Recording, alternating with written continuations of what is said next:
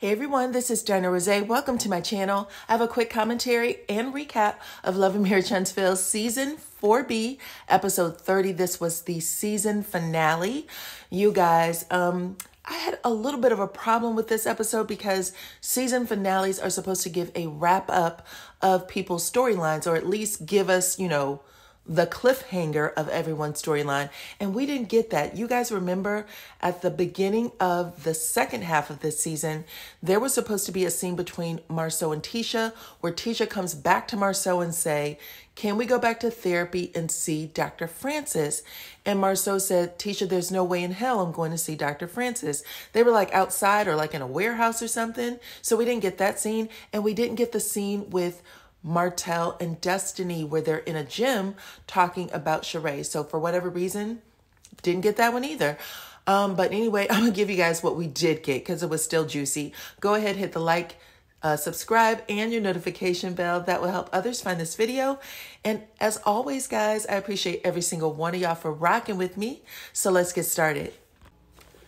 So you guys, the scene opens with Melody in her home getting a massage, okay? She is laying on the massage table and the masseuse is working on her little shoulders and neck. And the next thing we know, we hear the doorbell. Mel said she forgot she had invited Stormy over. So she asked the masseuse if he didn't mind getting the door. He goes and gets the door. Stormy comes in. She sits across from Melody, who continues with her massage. They have some small talk, and then Stormy jumps right in, and she said, what happened between you and Martell when you guys were in Destin? Melody said that Destin was great. We didn't have any problems. The kids loved it. We co-parented well. It was what happened after they came back from Destin that things went left. Then she told Stormy that she had caught COVID. She had a conversation with Martell because, of course, she needs him to keep the kids, which is what he was asking for. He asked for first rights, so she gave it to him. But she said that on the conversation, things went real left. They got into a back and forth. Martell says, why are you being so negative? And then called her by his baby's mother's name, AC. And then she lets him know, listen, you're not talking to her. But when they hung up the phone, Martell went back to his baby mama and repeated everything that Melody and Martell had discussed, which basically weaponized her to get online and share it with everybody. Now, if you're a fan of the show, you already know that AC does not like or respect Melody, and Martell should know it better than anybody. But Martell had got his feelings hurt thinking that he could get back together with Melody, and she told him no, okay? We find this out toward the end of the show, but that's what happened. And realizing that he was going to look exactly like the simp he is, he definitely went to AC, gave her the news, and probably told her to post it. Stormy had her mouth open so wide you could see her tonsils, okay? But Mel said, listen, I'm good on Martell. I was good and peaceful before we went to Destin, and I will be good and peaceful after. I forgot how this man can trigger me. Then Stormy asked, how did Melody feel about the news that Sheree and Martell were dating? Melody said, I don't feel any kind of way. I'm happy for them, okay? She said, people forget that I saw Martell dating before. He used to date while he was in the marriage to me. She said, I've been asked by TMZ, the Shade Room. Everybody is looking for drama, but I don't have anything against that woman. I think she's beautiful, and I wish them the best. Okay, next scene. So Martell and Chris Fletcher meet up at the location where the wine event will be held later that evening. They're looking over everything, and Martell has replaced Melnika with his cousin Kim. He said that Melnika did a beautiful job in Atlanta, but he knows Huntsville and his cousin Kim knows Huntsville. That's interesting because Melnika was coming to Huntsville for everything else. So it looks like Melnika has gotten a boot, which we already know, right? But it is a little crazy that the last scene she had on this show was her admitting that her and Martell slept together. Then Destiny shows up. Martell said that he invited her because he wanted another pair of eyes on what was going on. Sure. But Destiny starts asking questions about Sheree, like, ooh, what's going on between the two of y'all? Martell said he does not want to talk about Sheree. And Destiny said, you don't? And he went, no, this is about my wine event. I wanted to stay about the wine event. I don't want it to, go off course. But Destiny still took it off course. She pulled out her phone and played the interview Mel had with TMZ, where Mel says, I don't feel anything about who Martell is dating. The same thing she said to Stormy, by the way. I don't feel anything about who Martell is dating. People forget there were pics of him dating while we were married. So if you guys remember, TMZ was the first to break the story of Sheree and Martell dating, right? Those pictures came out. TMZ had a helicopter over Sheree and Martell.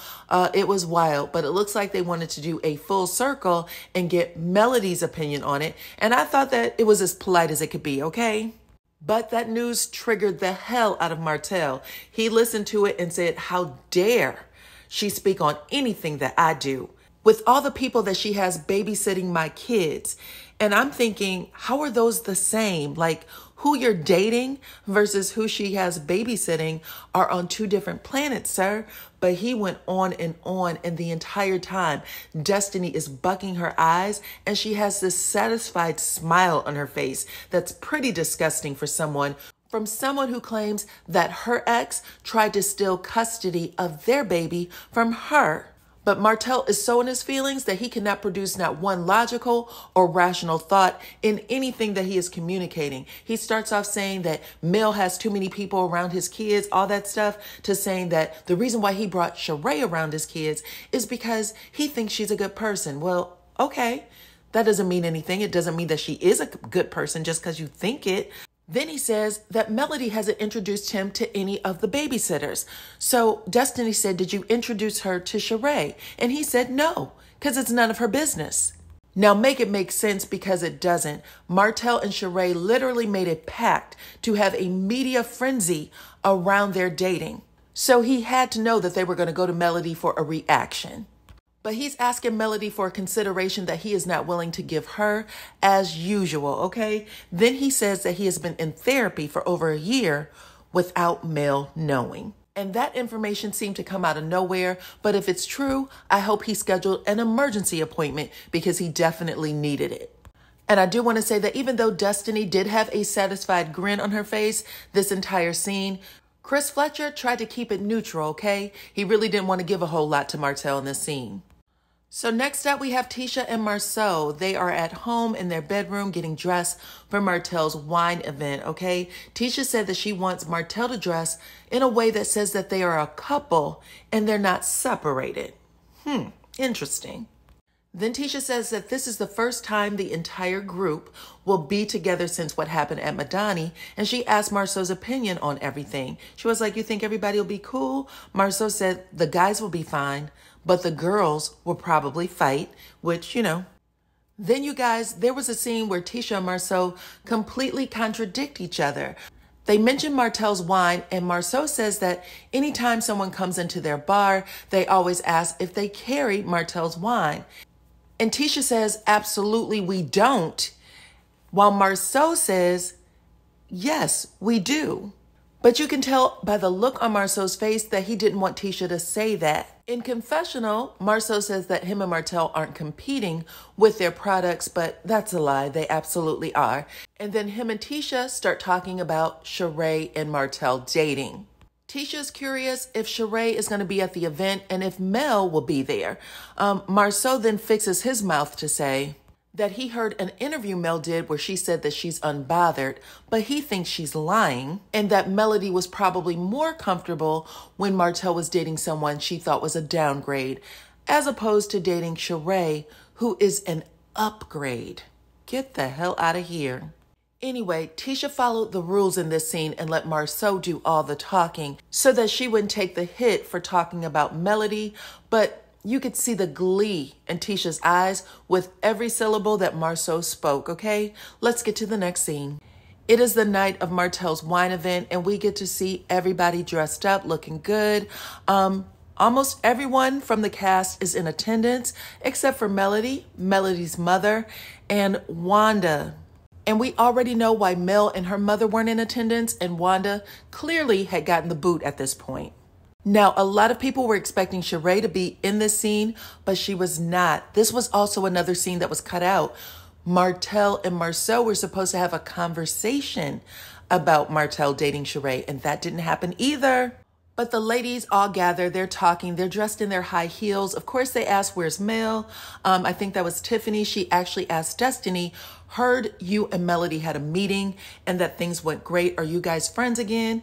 Destiny says, no, we agreed to disagree. Then Tiffany says, well, at the peace party, you guys seemed real cool. Were you guys just faking? And remember when Destiny and Mel had met up, and did their one-on-one, Destiny had told Mel that because she knew Mel had a hard time driving at night, she almost called her to ask if she made it home safe. So Tiffany asked, were you faking being cool? And Des said, the only person I was faking being cool with is you.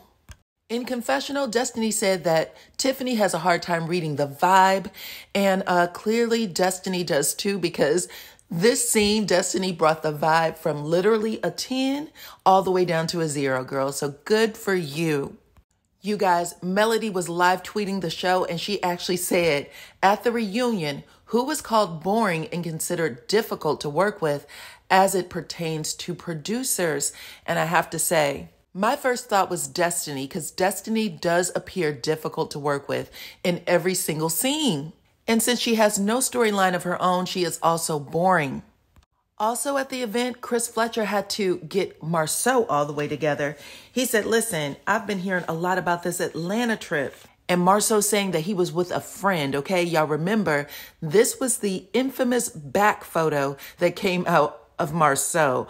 But Chris made it clear that he was in Atlanta with his wife when he had met with Marsau. Chris also said that the picture he posted of himself on January 4th was of a previous trip he had done in November. In confessional, Marsau said that Chris Fletcher doesn't have to defend him, but that he would appreciate an accurate account of the truth and not something that's so dramatic. Then we get a flashback of Marsau telling Tisha he was with Chris, and when I tell you that it was the most over-exaggerated, dramatic pause ever, then a producer must have asked why he was doing the most in that scene, and he said, well, because it's nobody's business who he's with. Okay, well, that means that you and Tisha were faking it, or that you were lying to Tisha, or both, because he's not beneath that. But then he said that he knows how to lie and that Chris is never a good alibi. Then Martell closes with his big speech for the wine. Y'all remember that he messed it up real bad last time and Uncle Sam had to get at him. Well, he fumbled it just a bit at the beginning, but it looks like he closed well. And everybody celebrated Martell's big moment. In the next scene, we have Kimmy and Stormy. Kimmy shares her diagnosis with Stormy and everything that she's been going through, how she's been handling it. She apologized for being MIA. But she said that Maurice has been her rock and kind of playing the role that Stormy's husband plays with her. She said she's been a big support and he's helped her accept the things that she can't. She also said that she has a hard time asking for help. So when she finds herself in a place where she needs more, she just goes home and Maurice does everything for her. Stormy cries for Kimmy. She gets up and she hugs her. And Maurice, Courtney, and Destiny, who are also in the room while this conversation is happening, they get really teary-eyed. And it was just an emotional moment. So while that conversation is happening, Marsau is having a conversation with Jalen, Kimmy's son. Marsau asks him how are things going, how he's taking everything. He said he doesn't know how to take it. He said this is his first time going through anything like this, and he doesn't know what to feel. He's just trying to stay strong, and play the man role, but he doesn't even know what that is. And he said that he kind of feels helpless. He said sometimes, he calls his mom, she answers the phone, all is well. But other times he will call both her and Maurice, and neither one of them will answer the phone, and he feels kind of left out of the process, or he's filled with worry. He just doesn't know what to do. He also said that he is seeing his mother for the first time in a very different way because his mother was the strongest person he had ever seen, and that he had never even seen her cry. He said that he himself has never cried except for twice, and both times it was on the show. Then Marsau tries to share a story about his mother having cancer, and I'm not sure that it landed. Jalen was pretty emotional in the scene. You can tell that he was coming from the heart. I think it threw Marsau off because their energies weren't vibing, but Marsau just says, man, I'm sorry. He hugs him. He tells Jalen to call him whenever he needs to. And then he says, you know what? I know you won't call, so I'm going to call you. But honestly, it feels like there is a disconnect between Jalen and Maurice. He kind of alluded to it during that housewarming. He had asked Kimmy, is everything okay between y'all? But it definitely sounds like Jalen isn't getting what he needs from Maurice at this point because his mom is going through some things. So he's going to need Maurice to give him more to feel comfortable about her care. But you guys, let me know what y'all think in the comment section because there was something that wasn't right in the scene. It just felt off. So let me know what y'all think in the comments. So in the last scene, we get Melody and Martell, and I'm going to tell you, we had a chance to see Martell's narcissistic ass at work. He is pulling into Mel's driveway, okay? And while he's doing that, his confessional is playing in the background, and you hear him say that it's unfortunate that Mel didn't show up to his wine event, and that she had good reason to be upset with him because a lot has transpired. Now, this is him pretending to take accountability, saying what he knows people want to hear, because in the next scene, he go from 0 to 100 in less than 60 seconds, okay? He throws a full-blown adult temper tantrum. He claims he's there to talk to Mel about the kids. He want to talk about one of the babies skipping a grade, going up a grade, and also about their camp. When he gets to the door, he's holding a bottle of his wine and some paperwork. He has the whole scenario played out in his head, but when Mel opens the door, she hands him a book bag full of the girl's things and said, hey, Martell, she's as chipper as can be. And Martell's like, what's this? Like immediately, what's this? And she goes, aren't you here for the girl's things? And he goes, no, I didn't come here for the girl's things. And she went, yeah, you're here for the girl's stuff. And he says, no, that's not what I'm here for. Don't keep me outside. He tells her it's hot and he doesn't want to stand outside on the porch. And then he says, you know what? I'm leaving. Don't play with me like that. Don't even play with me like that. Let me in. Then Mel says, we already established you talking right here. But Martell says again, hell no. Don't play with me like that. Now, clearly Martell's expectation was to come into the house. And his reason for that was that he let her in his house. So he expected her to reciprocate. But Martell gets in the car, he backs out of that driveway, and he pulls off fast as hell in that residential neighborhood. And you can tell that they had to piece this scene together with several different edits because they are fighting. They're arguing, curse words are being thrown around. Melody didn't let Martell trick her the way he wanted her to. And he didn't have a plan B, because if he did, he would have just said, do you mind if we sit in my car because it's hot? I understand you may not want me in the house, but I don't want to stand outside. Mind you, he had no problem standing outside the day before at the wine event. Okay, it was just as hot. But now Melody and Martell are triggered and they are going back into their old ways. Martell is calling Melody, hanging up on her, calling her rude and immature.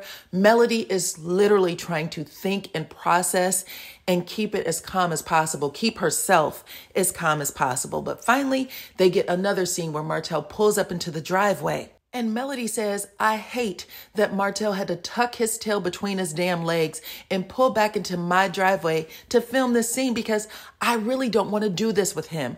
I don't want him in my house. That is my sanctuary. That is where I go to heal and unwind. I don't want his energy in there. But when Martell pulls back into the driveway, he has all the windows down. Mel is standing in front of the door, and Martell says, what is the problem? We went to Destin. Everything was cool. Why are you doing this? You don't know how to reciprocate. You don't want me. I don't want you. What's the deal? And it's clear it's not about the kids. It's about him and her. And Mel is like counting to 10. She thinks about it. She's pacing herself and she's thinking about the words that she is choosing. And she says, you're right, Martell. She is as calm as she can be. You're right. We did have a good time in Destin, but I was triggered with the events that happened over the last couple of days with your baby mama. I cannot take that I am being put back in this place again. Martell says, you can't blame me for what she did.